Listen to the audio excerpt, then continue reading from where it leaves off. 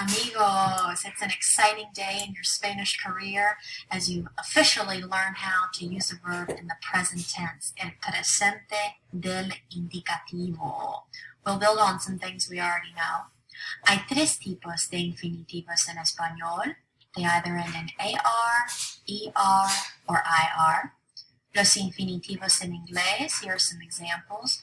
To run, to play, to see, etc. Unos ejemplos en español: ser, hablar, hacer, vivir. Again, infinitives in Spanish and in AR, ER, or IR. Hopefully you're getting really familiar with your pronombres de sujeto, your subject pronouns in español, but one more look at those just to be safe.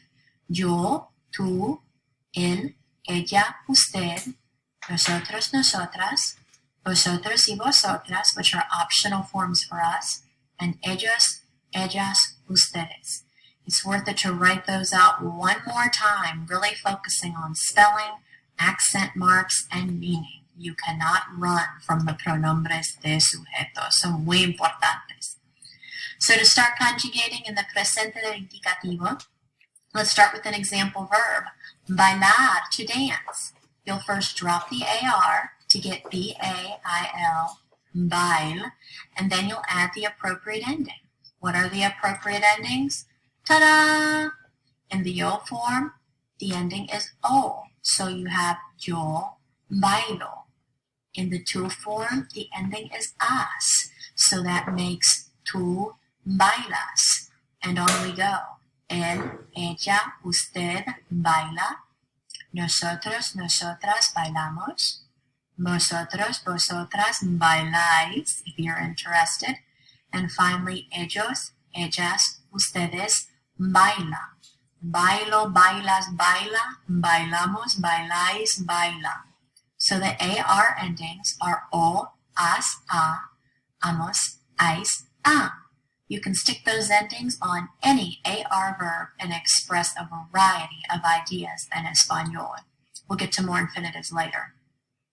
What does it really mean? It can mean a lot of things, but basically, yo bailo means I dance or I am dancing. And so go the forms. Tú bailas, you dance, or you are dancing. And I'm giving you specific examples with he, she, you formal, nosotros, nosotras, etc. So you can look those over. And note that in this particular structure in Spanish, you need very few words to express what it takes several words to say in English. So really try not to translate word for word. Start with the infinitive and just make it agree with your subject. I will probably say that a lot. Start with the infinitive and just make it agree with your subject. Don't try to be a translator. Some things to watch for. Ojo, you will basically never conjugate two verbs in a row. You use a conjugated verb plus an infinitive. Necesito trabajar. Quiere salir. Conjugated verb plus an infinitive. You might have two conjugated verbs in a sentence if they're separated, like siempre estudio, practico y leo. I study, I practice, and I read. Juan baila y canta. Two conjugated verbs there, but they're separated by the word y. To make a sentence negative, simply put the negative word before the conjugated verb. No tengo tarea de ciencia. No somos de Francia. I don't have science homework. We are not from France. And finally, you might already know or have noticed the pronouns here are optional.